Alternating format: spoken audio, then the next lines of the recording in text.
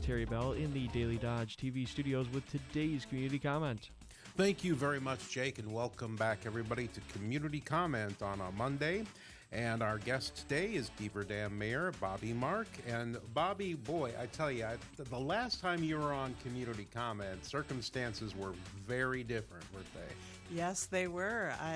The last time I was on Community Comment, I was speaking from home over the phone to announce we were canceling the council meeting because of the blizzard. I know, that's just crazy. That is just time flies, and such different weather we're having now. Now we're last week, all the crazy spring weather that we have, the severe weather we associate with this time of year, and in a couple of days it might hit 80. Yeah, well, and I just heard this morning they were the final count of the tornadoes that we had last week, and they said last week there were 23 confirmed tornadoes in Wisconsin. Mm-hmm. And a lot of years we don't, 23 is the amount of tornadoes we get for the whole year. So yeah, talk about a crazy week. My goodness. I hope that's over with for now.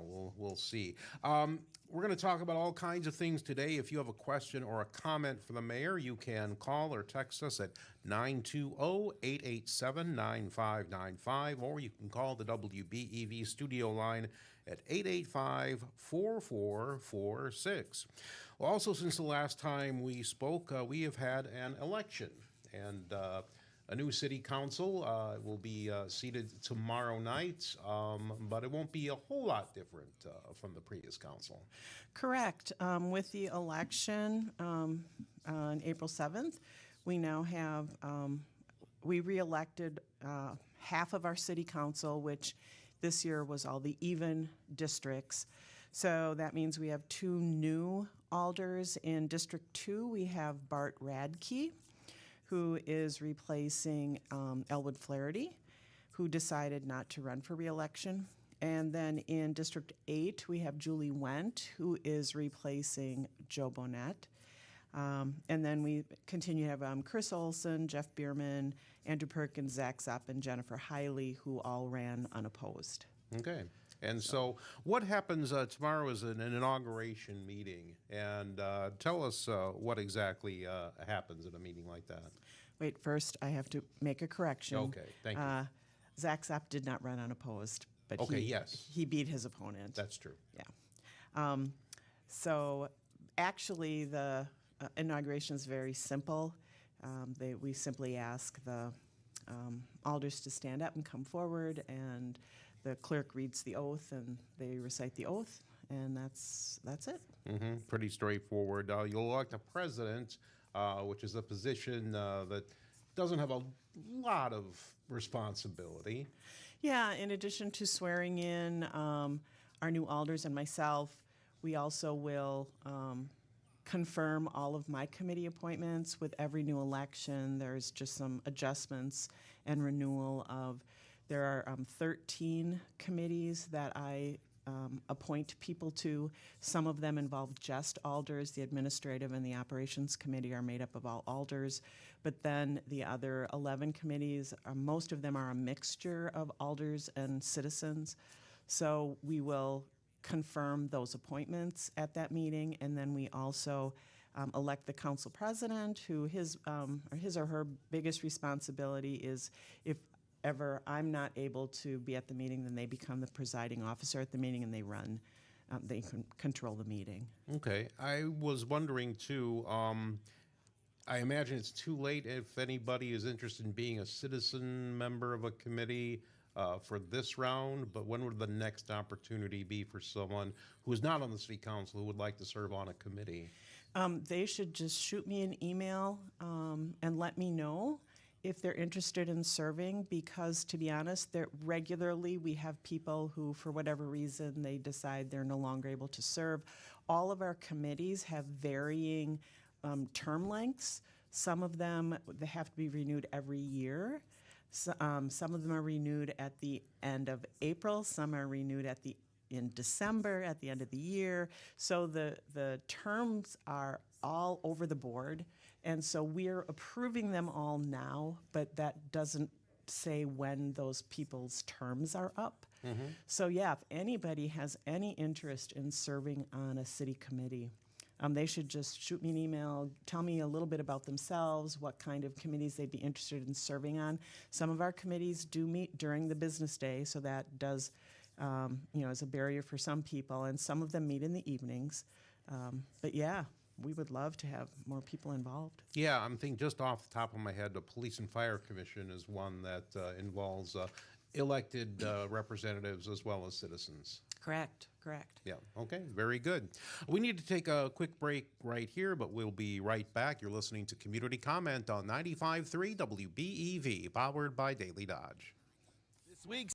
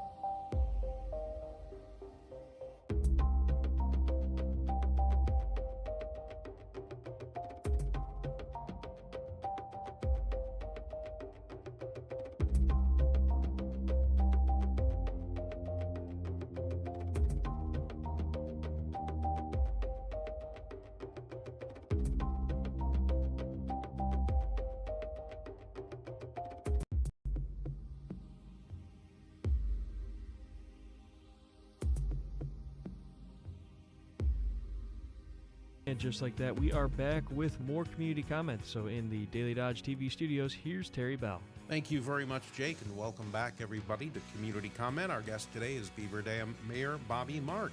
If you have a question or a comment for Bobbi, we invite you to join the show. You can call us or text us at 920-887-9595, or you can call the WBEV studio line at 885-4446.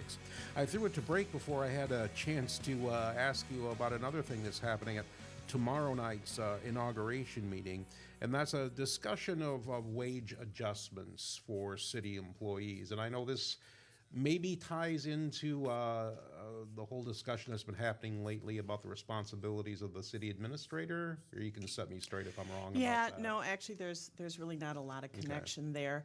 It basically, normally our inaugural meeting is very brief, maybe 15, 20 minutes, but we had such a full agenda for the last 2 or 3 meetings, just, a bunch of different topics had come up and that all had to be dealt with, that the wage adjustment was originally on our last agenda, but because that agenda was so long, we ended up going past 10 o'clock.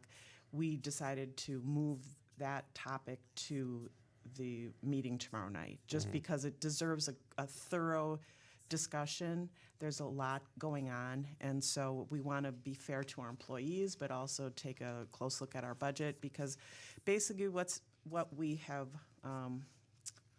happened is, starting back in 2023 through negotiations with the Police and Fire Commission, who are responsible for setting the wages for the police and fire departments,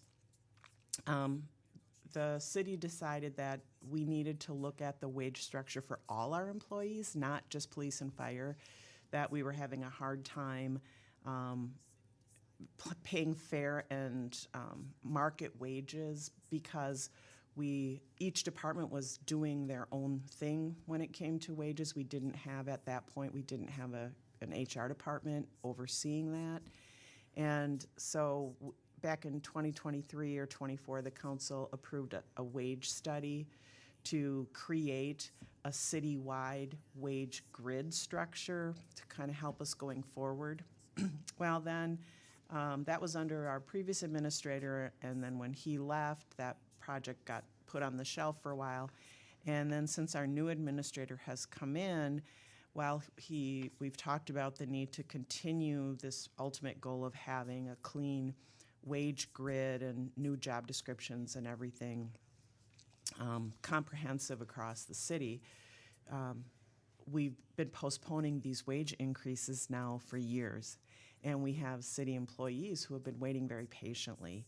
And so our current administrator suggested we just do a quick a market study to see what employees similar to ours in similar locations, similar communities are earning, and then make adjustments accordingly. And so based on that study that we contracted with an agency to get, based on that information, we now have figures going forward with, I believe there are 13 positions within the city that are significantly underpaid compared to their market equivalents. And so tomorrow night, the council is going to be asked to how they want to deal with that fact. There are a variety of options that the council will debate. One is to do nothing and just wait for the full study to be completed in a year or two, which means those employees will continue to wait. Another is and the other issue, of course, is we don't have enough money in the current budget to fully fund all of those wage adjustments. A couple of years ago, we budgeted $200,000 anticipating we would be doing something similar to this with the wage study. But now the $200,000 is not enough to cover it. So the question is, do we cover all of the proposed changes up to a certain percentage, like maybe 80% of them? Do we just fund some now, meaning some employees will get their wage increase and some employees won't? Do we table it? So it's going to be a long discussion because it balances the needs of our employees and our city staff. We don't want to lose quality employees because we're behind the times with wages and also the needs of our city budget. So Certainly. We were talking earlier about all the wild swings in the weather that we've had since the last time you were on Community Comment. This is a good time of year to think about how well our tornado sirens are working. And the good news is that they've been tested and they passed the test. yes, and one interesting fact that I learned, I was not aware of this, but when I was talking with the fire department, that the outdoor warning signals, which are in various locations around town, and I know they test them every Saturday at 12:30, you hear them if you're listening, and then we had an official test on March 30th, just certified that they were all working. Those are actually, they're outdoor warning signals only. They're only designed to alert people who are outside to seek shelter. They're not intended to for people inside buildings to give them information. So that's why the fire department emphasizes that all citizens should have either a weather alert radio or some on your phone, an app on your phone, whatever, the TV. You need to have some other device to help you keep updated inside your home. Right. So if you were inside your home and you didn't hear the sirens, it does not mean that the sirens did not do their job. Correct. Okay. Correct. And I imagine that's even especially so in newer model homes that are so sealed up against the elements. Yeah, weather tight, and that's a good thing for the most part. But yeah, you don't hear things as well as maybe you did years ago. So Certainly. Another big deal in the springtime is Earth Day, and some special things are happening in Beaver Dam on Earth Day. yeah, on Friday, April 24th and Saturday the 25th, we have a variety of events planned to celebrate and support the values of Earth Day. On that Friday, the 24th, well, first of all, I love this. The theme this year for our Earth Day is appreciating our ecological brothers and sisters, the Beavers.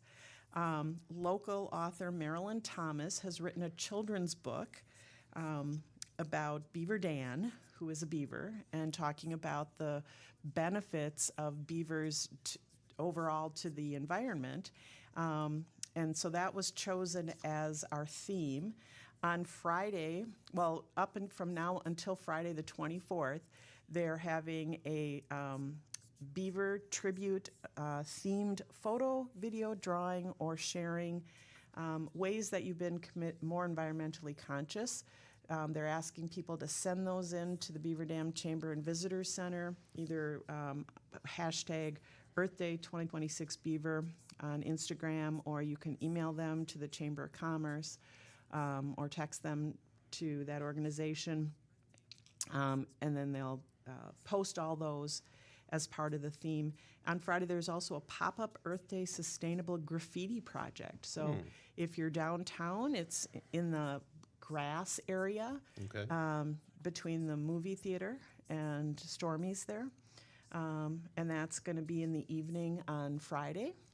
Then going into Saturday, the big event, at least for me, because I think it embodies Earth Day, starting at 9 a.m. downtown, meeting in the gazebo, which is behind the Farmer and Merchants Union Bank in the parking lot area. That's where all the volunteers meet, and they'll receive instructions and supplies, gloves and bags and everything they need. And we have areas of the city mapped out, and we send volunteers out for an hour to an hour and a half to clean up and to pick up trash. Volunteers receive a variety of incentives. They'll get a free cookie from Great Harvest and special discounts from area stores. So we encourage people to come on down around 9 o'clock on Saturday in the parking lot. At 10:30, once the cleanup is done, we'll have a tree planting ceremony, and there'll be some short speeches and some goodies handed out at that as well. Across downtown, there are going to be a variety of Earth Day themed activities at the Nancy Zeman Sewing Studio, Art on the Town. They're doing projects that people can participate in, make and take kinds of activities, birdhouses and things like that. There's going to be a book signing at Rosalie's Book Boutique, where Marilyn Thomas will be signing and handing out her books. The Dodge County Center for the Arts will be having an activity where they'll provide the soil, the pots, and the seeds, and you can come and plant. Copper Squared and Beth and Daisy, both downtown businesses, will be handing out packets of seeds, and Beth and Daisy, you can get a beaver magnet. And all of these things are sponsored by Downtown Beaver Dam, which is a committee of the Beaver Dam Chamber and Visitor Center. So it's all their annual event to spruce up downtown. That's fantastic. And I imagine, in addition to individual volunteers, I'm guessing a lot of groups come down together, where it's very like civic organizations or youth groups or church groups or sports teams. Yeah, we'll take anyone. Yeah, so it's a great way. It's a low time commitment. It's an hour and a half at the most, but it's just a fun way. It's usually there's a lot of camaraderie. And then you get a cookie when you're done. Yeah, so what's better than that? Yeah, and it's great. Wisconsin, Earth Day has its origins in Wisconsin. You bet. With former Governor Gaylord Nelson. So Yeah. that makes Earth Day a little bit of a special celebration for us. Yeah, I agree. We need to take a break for the news, but we're coming right back. You're listening to Community Comment on 95.3 WBEV, powered by Daily Dodge.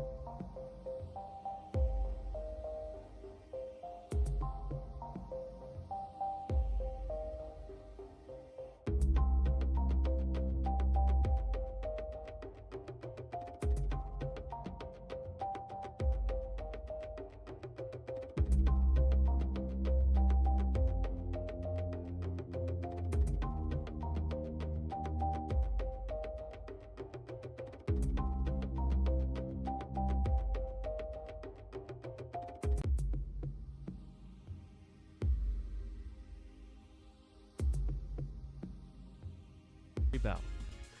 Thank you very much, Jake, and welcome back to Community Comment, everyone. We're talking to Beaver Dam Mayor Bobbi Marck about all kinds of things affecting the city. If you have a question or a comment for the mayor, you can give us a call or a text at 920-887-9595, or you can call the WBEV studio line at 885-4446. If you're watching on social media or YouTube, the number is on the screen.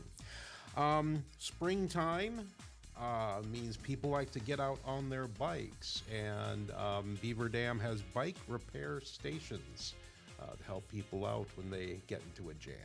Yeah, I am so excited to help announce the fact that we now have new bicycle repair stations that are, if they aren't completely installed, they are being installed like as we speak. That it all goes back to a couple years ago when we were rewriting our comprehensive plan.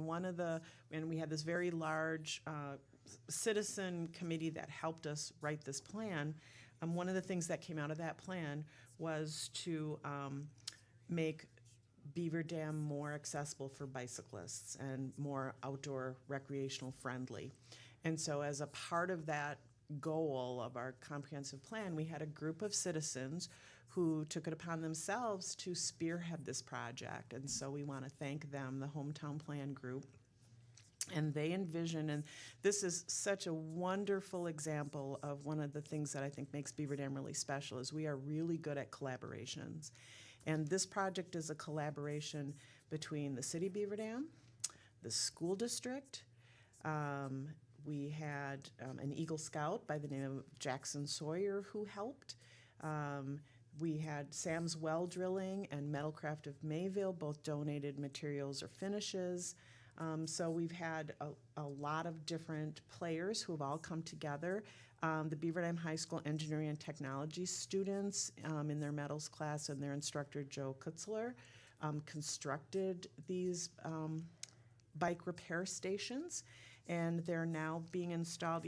Each repair station has tools for basic repairs and then an air pump, so people can pump up their tires.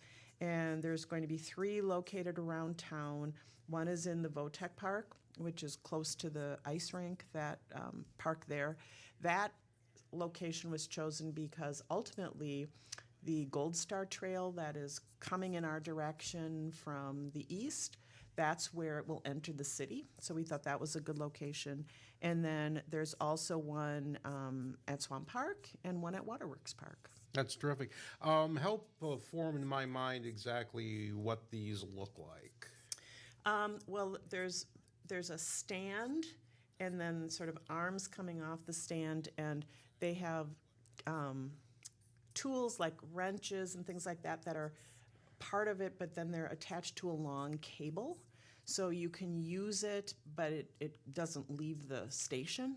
I was going to ask, so what's to protect against theft or vandalism? Yeah, so all the tools are attached to long, flexible cables. So you can use them on, you can pull your bike right up to the station, and then you can use the tools while you're there, but then you just hook them back up on the stand. Mm-hmm. And then there's a bicycle pump, electric pump. Mm-hmm. For people to pump up their bikes. Right, and what a great way to encourage outdoor recreation in Beaver Dam, especially, like you say, with the Gold Star Trail coming to Beaver Dam very soon, I take it? Yeah, I don't know the specifics, but I did hear recently that they've completed Phase 2, which took them, I believe, was it to the Horicon segment? Oh, don't quote me on that. I'd have to look that up myself. Yeah, but now the last phase will get them to Beaver Dam, so they're starting on this Phase 3. Okay. Speaking of getting outside in the nice weather, the city is discussing where dogs can and cannot go, much more so than it was I've seen over the course of my lifetime, dogs going from very restricted to being welcome everywhere. And there's discussion about parks in particular, perhaps making parks more accessible to dogs, I'll let you take it from there. Yeah, historically, dogs were prohibited from all Beaver Dam parks. It was that way for a very long time. And fairly recently, I believe under Mayor Becky, there was a slight change to our city ordinance, which was supposed to allow dogs on leashes passing through Swan City Park because so many people walk their dogs through the park anyway. And the idea was, well, it should be okay just to walk your dog through. You weren't supposed to stop. You know, you were just supposed to keep And going. stay on the trails. Yeah, since then, and all of our parks are posted that dogs are prohibited, including Swan City. But then this change came, and now some people, citizens and alders, have brought it up that perhaps we need to think about expanding, making our parks more welcome to dogs. The fact that people often do bring dogs into parks, and especially when we have events, like the concerts in the park in the summertime or different events, family events, they want to bring their dogs. So it's currently passed through the administrative committee. The administrative committee, I believe, was willing to change the ordinance to allowing dogs in parks on a leash. They would have to be leashed at all times, and of course, pet owners would be responsible for any kind of dog waste to pick it up and dispose of it properly. Now it goes to our operations committee because that's the committee that's responsible for our city parks. So before any change would be made, it would have to get through operations committee. There would be a cost in that we would have to change all the signs at the entrances to our city parks, which currently say dogs are prohibited. And there are some folks who feel it's safer and more sanitary, that while we hope pet owners will be responsible, I can speak from experience visiting our local dog parks that not all pet owners, even when provided, at the dog parks, we have stands that have plastic bags and receptacles so dog owners can scoop their poop. But not all pet owners do, even when the supplies are provided right there. So there still is discussion, there still is debate. If people have any strong feelings one way or the other, they may want to contact their alder before those things hit the agenda, but it's Certainly. coming. Certainly, yeah. And I would imagine, the important thing about cleaning up after your dog is the potential health hazards that dog waste creates. Oh, exactly. We love to see kids playing out in the grass and running around the park, and we just want to keep the area safe and sanitary. Mm-hmm. Another issue that's being discussed in Beaver Dam is some potential new housing coming to the city. Housing, a very important issue all over the country. And in Beaver Dam, there's a discussion about what has been called the Monarch housing development. And could you get us up to date on what's happening with that, please? Sure.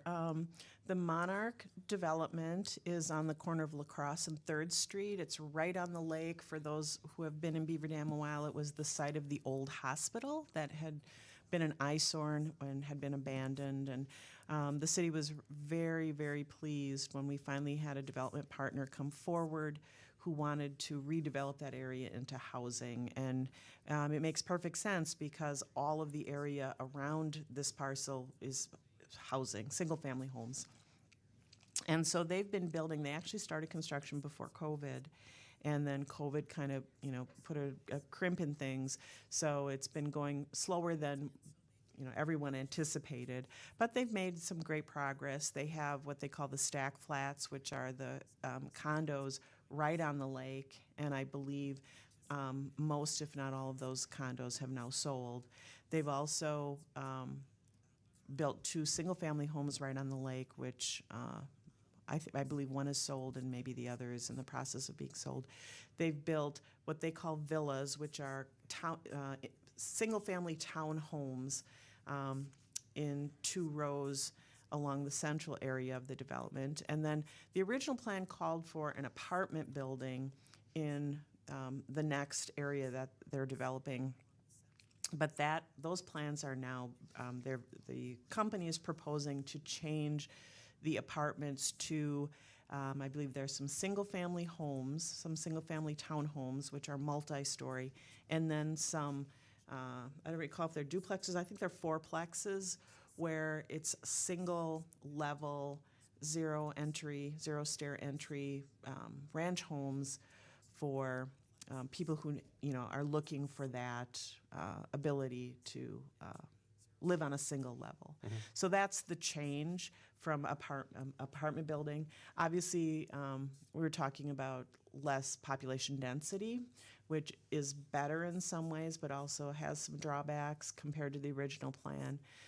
So that adjustment, I can't foresee that adjustment won't be approved by council. We generally take the word of the developer of what is the market is currently looking at. And again, when they originally proposed this development, pre-COVID, the real estate market was very different. So they have to pivot as the market dictates, and now they're looking at building more single-family and single-story homes compared to an apartment building. So. Okay. Any idea how far we are from that being, final action being taken on that? Well, it's on the agenda for tonight for the council just to approve these adjustments. And once the adjustments are made, then I'm sure the company is anxious to get in the ground, with the spring weather and start building. Do you happen to know the name of the company offhand? I know this. Okay. Sorry about that. Didn't mean to put you on the spot. Yeah. But Is it, I want to say Newman, but I'm not okay. positive. I can double check that. Yeah. But that's good information to have. So anyway, speaking of information, we need to take a quick break, but we will be right back. You're listening to Community Comment on 95.3 WBEV, powered by Daily Dodge. Prizes.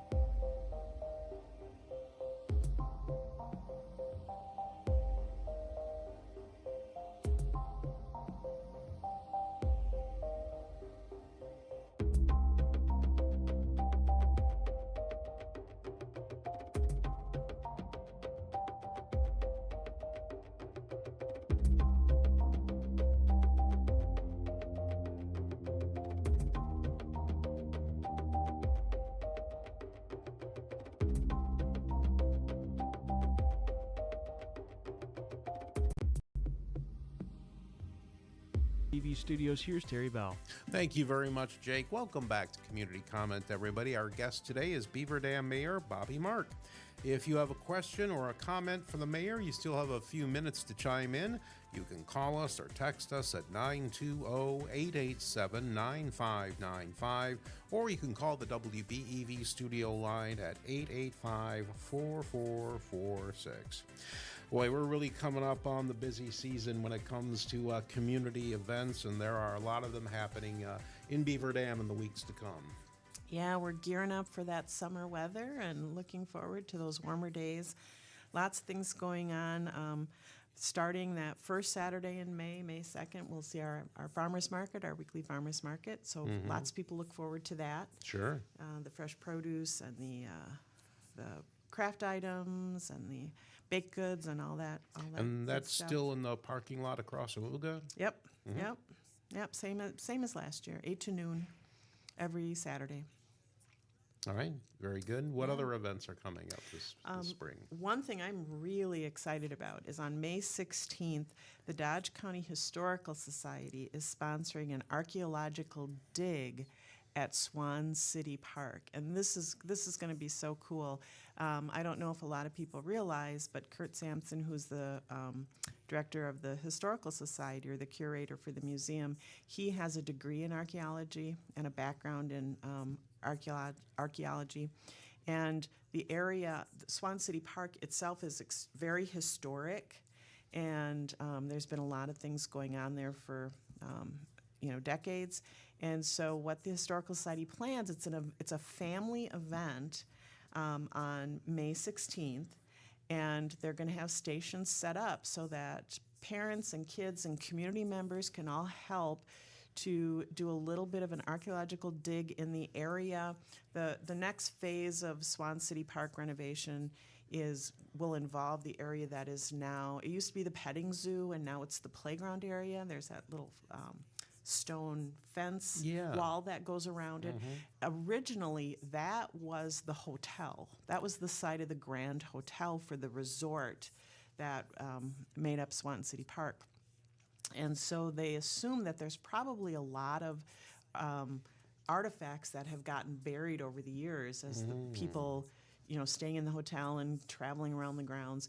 I know that the State Historical Society did find a few artifacts earlier in a preliminary look, and so they're very excited to start doing a little digging and a little sifting and seeing what kinds of things they can find. That is exciting because if I understand correctly, there's a lot we don't know about the time when that resort, that hotel was there. And the hope is that whatever is discovered may help us connect some dots. Yeah. I mean, going back all the way to the 1800s when the resort first opened. Yeah, terrific. Yeah. And I was surprised when I first heard this, but just regular folks are invited to come. Yes, I always thought please. an archaeology dig was a very precise and thing, and people will get help and some monitoring from trained archaeologists. There'll be instruction, but a archaeological dig, there are some protocols that need to be followed, but a lot of archaeology is just grunt work. It's just sifting slowly through, looking carefully at handful after handful of dirt. So a lot of it is. I think it's going to be a fun and exciting time. Boy, especially if you have a really curious kid. Yeah. That would be a exciting opportunity. Yeah, they're hoping maybe to find maybe some coins or some, whatever kinds of things people accidentally leave behind when they go on vacation. They're hoping to find some things. For sure. What else do we have to look forward to this spring? Well, we are kicking off our Music in the Park series at the Swan City Band Shell. The first concert will be Wednesday, June 10th with Eric Diamond, our Neil Diamond impersonator. And then it'll be every Wednesday throughout the summer. So a great tradition here in Beaver Dam. We also will be kicking off our Jam by the Dam series at Tahoe Park. That's monthly, and that'll be on Friday, June 26th. So we're looking forward to those. Always a good time. And we cannot forget that June 12th through the 14th is the Wisconsin Arts and Peony Festival. Lots of things planned. This year there's going to be a Civil War reenactment as part of that weekend. Yeah. Is that part of the festival, or is that just a coincidence? I don't think it's a coincidence. Okay, it was okay. Yeah. Just a good way to capitalize on the fact that there'll be a big crowd in town. Yep. Along with a lot of the other traditional events that are happening during the Arts and Peony Festival. And then we can't forget on June 20th is the Taste of Wisconsin, which is always a hit, always popular with, beer and cheese. How can you go wrong? I know, especially in Wisconsin. Yeah. Now, last year, it was a coincidence that Arts and Peony and Taste of Wisconsin were on the same weekend. Those were that last year, almost unfortunately, because it was exciting, but it was a lot of work. It was all on the same weekend.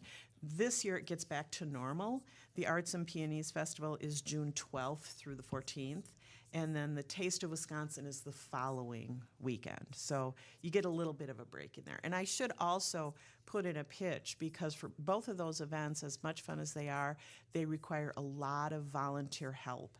So if you are available either the weekend of July 12th through the 14th or June 12th through the 14th or June 20th for the Taste of Wisconsin, if you want to help slice some cheese or, check IDs or whatever, they're always looking for volunteers. You can just contact the Chamber of Commerce because that's the wonderful organization that puts on both those events, and they will gladly find a spot for you.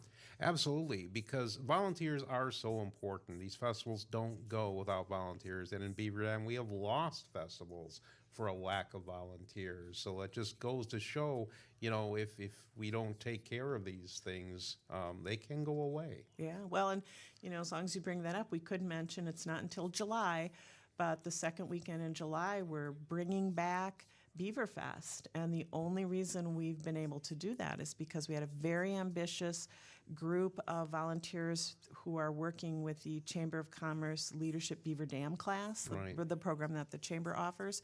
And they decided to step up and see if they can't revive this beloved festival that went back decades.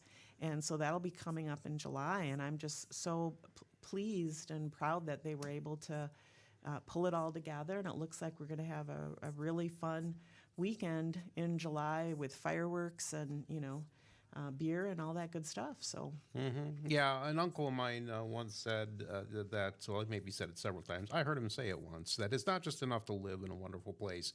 You really have to roll up your sleeves and be part of the reason it's a wonderful place. Yeah. And fortunately, we have lots of people who fit in that category. I also should mention it's not a normal annual thing, but in May, we also will be seeing the grand reopening of the Beaver Dam Community Library, that the remodel is complete and it's been on budget, and there will be a ribbon cutting. I don't have the date in front of me, in May, early May. Mid-May. Yeah. Yeah.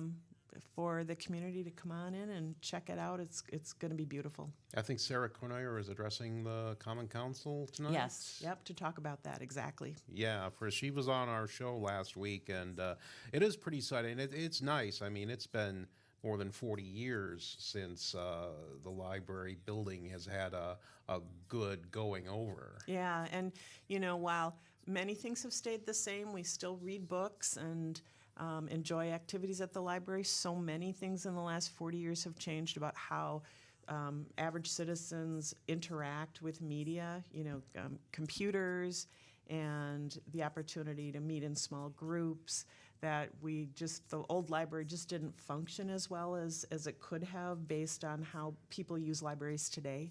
So we're looking forward to the grand opening, and it's just going to be such a great asset for the community. Terrific resource for the city.